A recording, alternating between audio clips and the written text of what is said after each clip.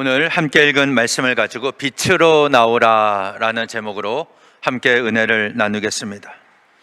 성경이 말씀하는 기독교의 진리는 명확하게 구분이 됩니다. 빛과 어둠, 천국과 지옥, 좋은 나무, 나쁜 나무, 양과 염소, 오른쪽, 왼쪽 명확하게 구분이 됩니다. 중간 단계는 없습니다. 내가 빛 가운데 거하지 않으면 어둠 가운데 거하는 것이고 천국에 들어가지 못하면 지옥에 가는 것입니다. 예수님은 마태복음 24장과 25장에서 마지막 때 일어날 일에 관해 말씀하십니다. 여기에는 10처녀의 비유가 나오고 달란트의 비유가 나오는데 10처녀의 비유에도 슬기로운 5처녀와 미련한 5처녀로 나누어집니다. 달란트 비유에서도 주인의 즐거움에 참여하는 착하고 충성된 종이 나오고 바깥 어두운데 내쫓겨서 슬피 우는, 그래서 일을 가는 악하고 게으른 종이 나옵니다. 다 명확하게 구분이 됩니다. 이런 말씀들을 보면 중간지대가 없다는 걸 알 수가 있습니다. 내가 적당히 믿고 적당히 구원받아서 천국에 가는 것은 없습니다. 빛 가운데 거하지 않으면 어둠 가운데 있는 것입니다. 올해 우리 교회 표어는 함께 갑시다 내 아버지의 집입니다. 천국은 내가 적당히 믿어서 가는 곳이 아닙니다. 마태복음 7장 21절에 보면 나더러 주여 주여 하는 자마다 다 천국에 들어갈 것이 아니요 다만 하늘에 계신 내 아버지의 뜻대로 행하는 자라야 들어가리라, 이렇게 말씀을 하셨습니다. 어떤 사람은 주님의 이름으로 선지자 노릇을 합니다. 어떤 사람은 주님의 이름으로 귀신을 내어 쫓았습니다. 어떤 사람은 주님의 이름으로 많은 권능을 행했습니다. 근데 주님이 뭐라고 하십니까? 내가 너희를 도무지 알지 못하니 불법을 행하는 자들아 내게서 떠나가라 라고 말씀을 하십니다. 그러니까 오늘 우리의 믿음이 하나님 보시기에 합당한 믿음이 아니면 결국 내가 행하는 모든 행위가 하나님 앞에서 다 불법이 될 수 있다는 겁니다. 그래서 오늘 내 믿음과 삶은 하나님의 뜻 안에 있어야 합니다. 하나님과 상관없는 내 모든 행동과 열심, 내 충성, 내 노력, 내 헌신 다 헛될 수밖에 없다는 겁니다. 오늘 우리의 믿음이 하나님이 보시기에 합당한 믿음, 오늘 내 삶이 하나님이 인정하시는 삶이 되어서 하루하루 날마다 빛 가운데 걸어가고 좋은 나무가 되어 많은 열매를 맺으며 착하고 충성된 종으로 인정받아서 우리 모두 다 함께 천국에 가는 저와 여러분 되시기를 바랍니다. 예수님께서 승천하시기 전에 제자들에게 약속하신 것이 내가 너희를 고아와 같이 버려두지 아니하고 너희에게로 오리라 라고 약속해 주셨습니다. 이 약속은 보혜사 성령이 임하심으로 우리에게 이루어졌습니다. 내가 너희를 고아와 같이 버려두지 않겠다. 이 말씀은 제자들에게만 주신 말씀이 아니라 오늘 우리들에게도 동일하게 주시는 말씀입니다. 그런데 우리가 이 약속의 말씀을 받았음에도 불구하고 여전히 고아처럼 살아가는 사람들이 많이 있습니다. 하나님을 내 아버지라고 믿고 고백하지만 실제로는 하나님과 상관없이 사는 그리스도인들이 많다는 것입니다. 오늘 사도 요한은 본문에서 우리가 하나님과 실제로 사귀며 살 수 있다고 말씀합니다. 오늘 본문 앞부분 1절에 보면은 태초부터 있는 생명의 말씀에 관하여는 우리가 들은 바요 눈으로 본 바요 자세히 보고 우리 손으로 만진 바라 라고 말씀하고 있습니다. 예수님은 생명의 말씀이시기 때문에 우리가 그 말씀을 통해서 하나님과 사귈 수가 있다는 겁니다. 오늘 본문 7절에도 보면 빛 가운데 사는 것은 하나님과 사귀는 것이다 이렇게 말씀합니다. 그가 빛 가운데 계신 것 같이 우리도 빛 가운데 행하면 우리가 서로 사귐이 있고 그 아들 예수의 피가 우리를 모든 죄에서 깨끗하게 하실 것이요, 이렇게 말씀하고 있습니다. 하나님은 빛 가운데 계신 분입니다. 우리도 하나님처럼 빛 가운데 거하면 하나님과 우리가 서로 사귈 수 있다는 겁니다. 하나님의 아들 예수 그리스도의 피가 우리를 모든 죄에서 다 깨끗하게 하시는 겁니다. 그럼 여기서 말씀하는 빛 가운데 행한다는 말은 무슨 의미입니까? 우리가 언뜻 생각하면 죄를 짓지 않는 것이라고 생각하기 쉽습니다. 그래서 빛 가운데 산다, 어둠 가운데 산다, 이거는 죄를 짓지 않는다, 죄를 짓는다, 이렇게 생각하는데 그런 의미가 아닙니다. 7절에서 말하는 우리가 빛 가운데 살면 하나님의 아들 예수님의 피가 우리의 모든 죄를 깨끗하게 하신다라고 말씀했습니다. 만약 빛 가운데 사는 것이 죄를 짓지 않는 것이라면 이 7절의 말씀이 의미가 없어집니다. 빛 가운데 행하면 예수님의 피가 우리의 모든 죄를 다 씻어준다. 이 말씀이 불필요하게 되죠. 죄가 없는데 깨끗함을 받을 이유가 없는 겁니다. 그러므로 빛 가운데 산다, 어둠 가운데 산다, 이 차이는 바로 내 죄를 고백하며 산다, 숨기며 산다, 이런 의미가 되는 것입니다. 이거 굉장히 중요한 것입니다. 오늘 나는 내 죄를 숨기며 살아가고 있습니까? 아니면 이 죄를 고백하며 살아가고 있습니까? 나는 어떤 사람입니까? 오늘 8절에 보면 만일 우리가 죄가 없다고 말하면 스스로 속이고 또 진리가 우리 속에 있지 아니할 것이요, 이렇게 말씀하고 있습니다. 나에게 죄가 없다라고 말하는 사람은 스스로 속이는 것이다. 진리가 그 안에 있지 않다고 말씀하고 있습니다. 그럼 빛 가운데 행하는 사람은 어떤 사람입니까? 9절에 보면 만일 우리가 우리 죄를 자백하면 그는 미쁘시고 의로우사 우리 죄를 사하시며 우리를 모든 불의에서 깨끗하게 하실 것이요 라고 말씀하고 있습니다. 이 말씀 의미입니까? 빛 가운데 행하는 자는 죄를 지을 때마다 하나님 앞에 자신의 죄를 솔직하게 자백한다는 겁니다. 그러니까 내가 죄를 인식하고 이 죄를 인정하는 것에서 신앙생활이 시작되는 것입니다. 빛 가운데 사는 사람은 자신의 죄를 절대 숨기지 않습니다. 하나님 앞에서 다 자백합니다. 사도 요한은 하나님은 빛이시다라고 말씀했습니다. 이것은 그가 예수님께로부터 들은 것이다. 5절 보세요. 우리가 그에게서 듣고 너에게 전하는 소식은 이것이니 곧 하나님은 빛이시라 그에게는 어둠이 조금도 없으시다는 것이니라. 하나님은 빛이십니다. 우리가 햇볕을 쬐려면 햇볕이 비치는 곳으로 나가야 됩니다. 마찬가지입니다. 빛이신 하나님과 내가 사귀려면 빛 가운데로 나가야 하는 것입니다. 근데 빛 가운데로 나가면 내 모든 것이 다 드러나게 됩니다. 내 죄도 드러나고 내 연약함, 내 허물도 다 드러납니다. 그래서 하나님과 친밀한 관계를 맺는 사람은 자신의 죄를 고백하고 자백하는 사람입니다. 만약 내가 내 죄를 자백하지 않는다, 그러면 영적으로 어두운 가운데 숨어 있는 것과 똑같습니다. 예수님은 이것을 누가복음 18장에서 바리새인과 세리의 기도로 말씀해 주셨습니다. 바리새인의 기도가 나오고 세리의 기도가 나옵니다. 바리새인의 기도를 보십시오. 누가복음 18장 11절 12절에 보면 바리새인은 서서 따로 기도하여 이르되 하나님이여 나는 다른 사람들 곧 토색불이 가늠하는 자들과 같지 아니하고 이 세리와도 같지 아니함을 감사하나이다. 나는 일에 2번씩 금식하고 또 소득의 11조를 드리나이다. 이렇게 기도했습니다. 그런데 세리는 어떻게 기도합니까? 감히 눈을 들어 하늘을 쳐다보지도 못합니다. 다만 자기의 가슴을 치며 기도합니다.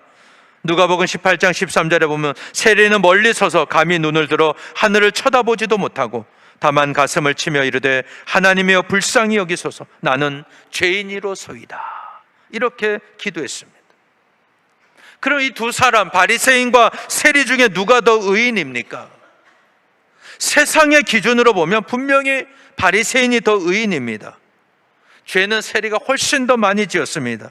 근데 예수님은 누가복음 18장 14절에서 내가 너에게 이르노니 이에 저 바리새인이 아니고 이 사람이 의롭다 하심을 받고 그의 집으로 내려갔느니라. 무릇 자기를 높이는 자는 낮아지고 자기를 낮추는 자는 높아지리라 하시니라. 예수님이 하시는 말씀은 세리가 바리새인보다 더 의롭다라고 말씀을 하십니다. 세리를 더 의롭다고 말씀하십니다.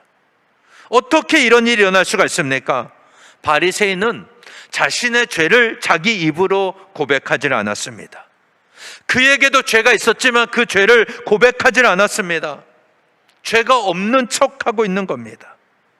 이게 바로 바리새인입니다. 그러나 세리는 어떻습니까? 자기가 죄인인 것을 가슴을 치며 고백합니다. 나는 죄인입니다. 그러면 누가 빛 가운데 사는 사람이고 누가 어둠 가운데 사는 사람입니까? 죄를 누가 많이 지었느냐 적게 지었느냐의 문제가 아닙니다. 자기의 죄를 고백하느냐 자기의 죄를 숨기느냐의 문제입니다. 오늘 내가 내 죄를 고백하는 사람은 빛 가운데 거하는 사람입니다. 그러나 내 죄를 숨기며 사는 사람은 어둠 가운데 거하는 것입니다. 근데 여기서 우리가 조심해야 할 것이 있습니다.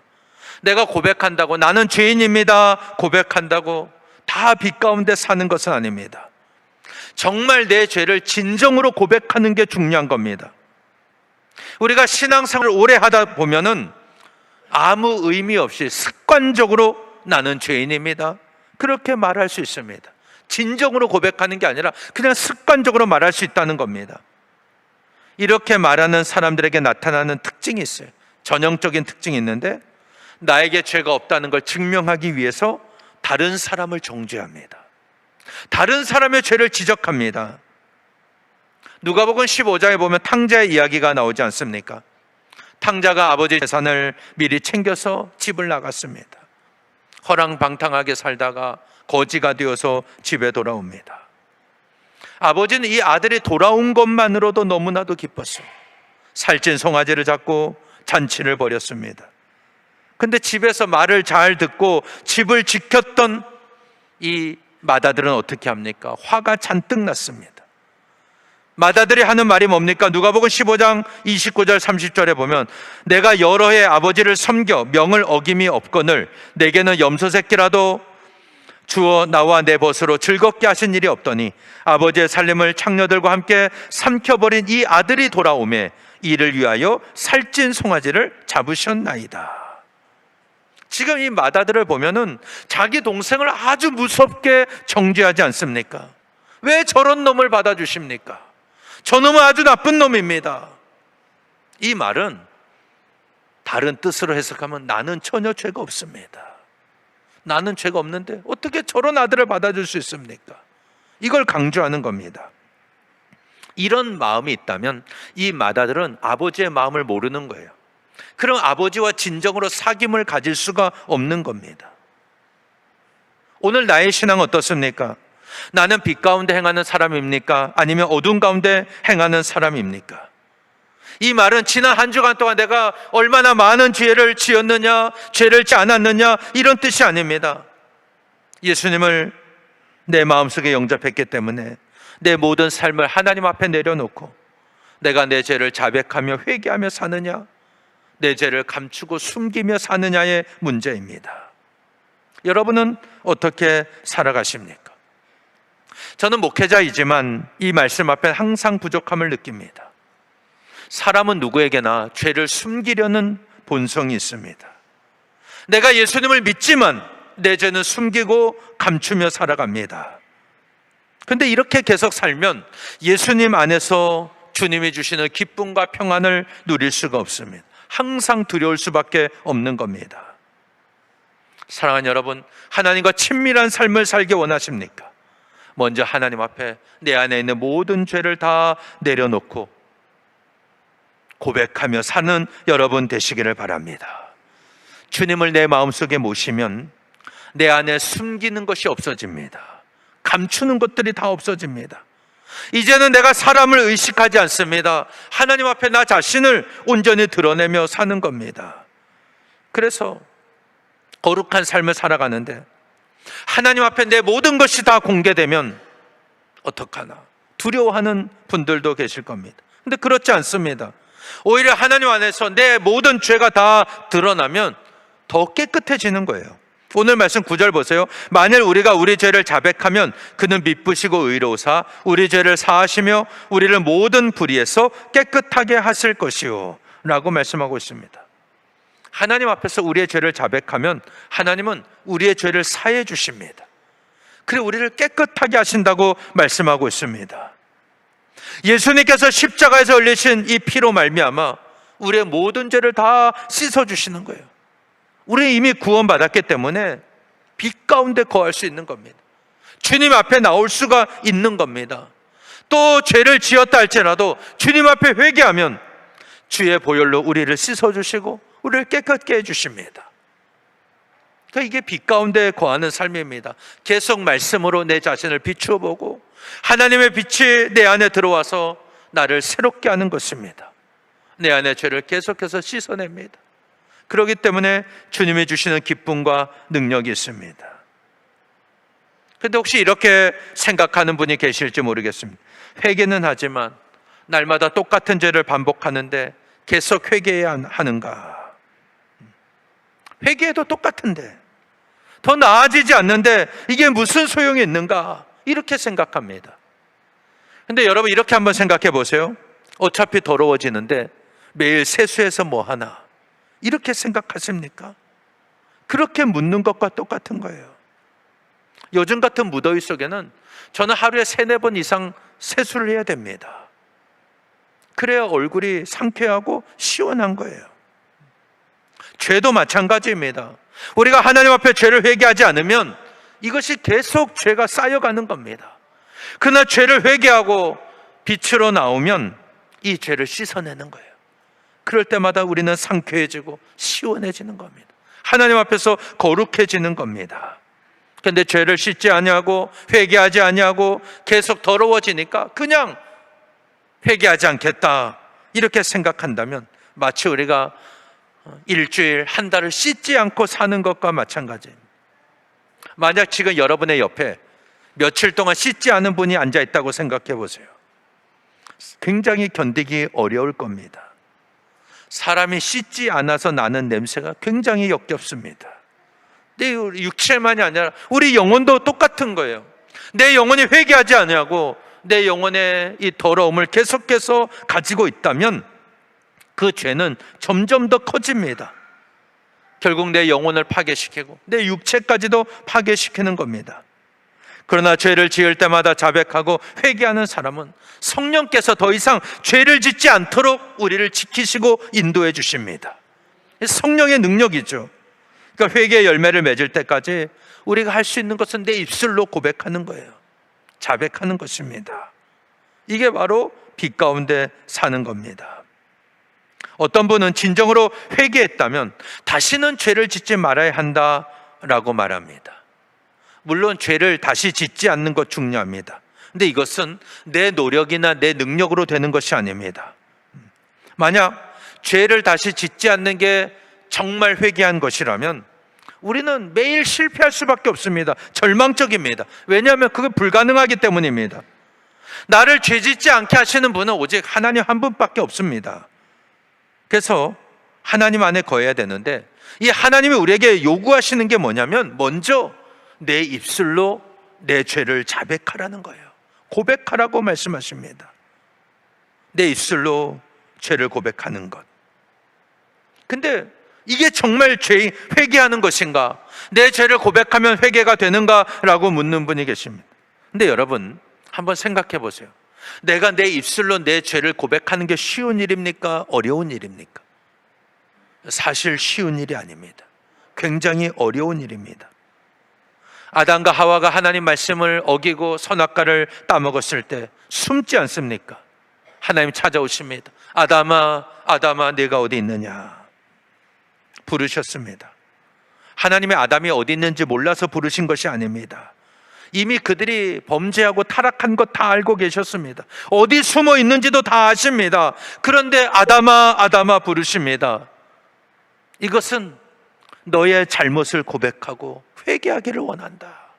내 앞에 빛 가운데 나오기를 원한다. 그런 의미가 담겨 있는 겁니다.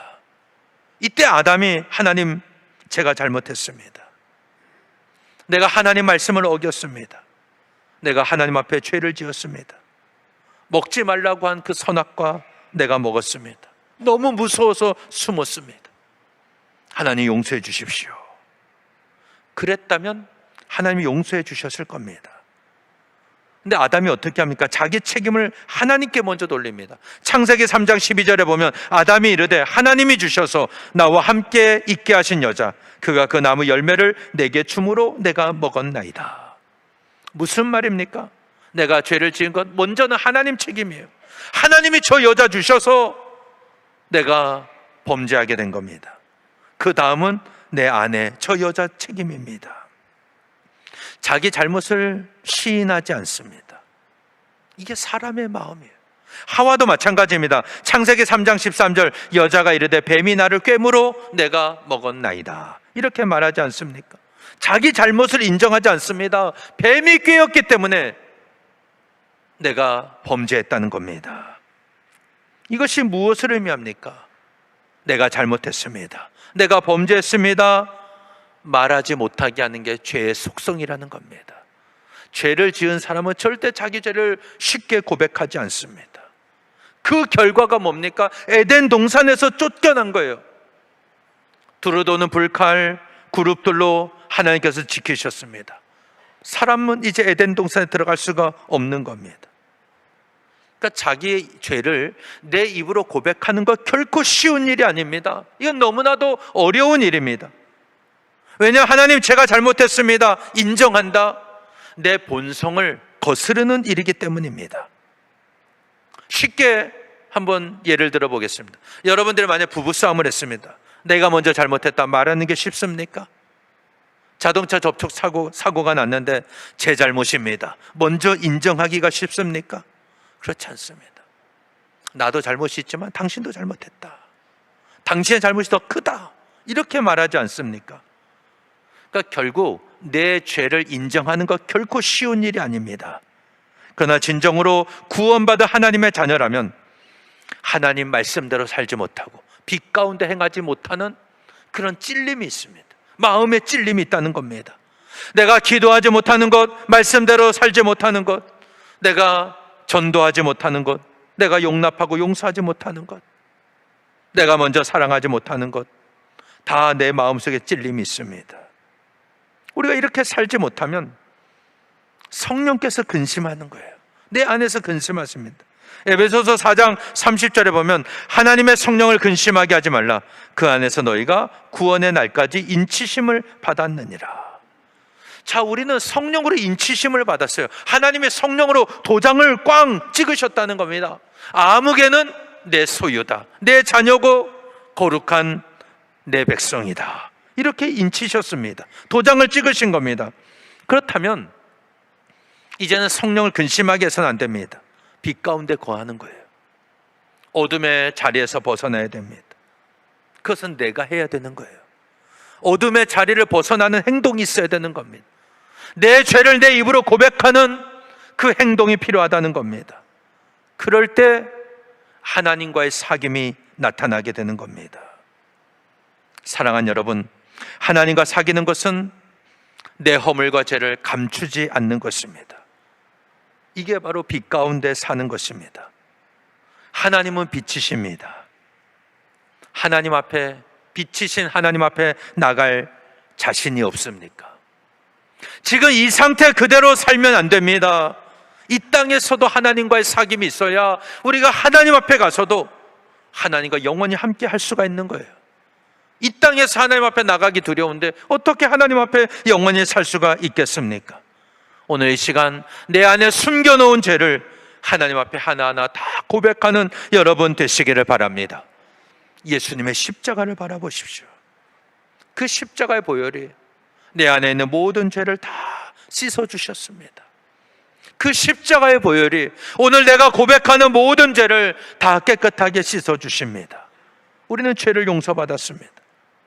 그리고 이제 내가 하나님의 자녀가 되었음을 감사하면서 빛 가운데 살아가는 걸 날마다 고백하고 기쁨으로 살아가야 되는 거예요. 하나님 원하시는 삶은 바로 이런 삶입니다. 우리 모두 하나님 앞에 나의 모든 죄를 철저하게 자백하고 회개함으로 빛 가운데 거하는 여러분 되시기를 바랍니다. 그래서 하나님과 사귐이 있고 날마다 죄를 이기며 거룩한 하나님의 백성으로 하루하루를 승리하는 저와 여러분 되시기를 예수님 이름으로 간절히 축원합니다.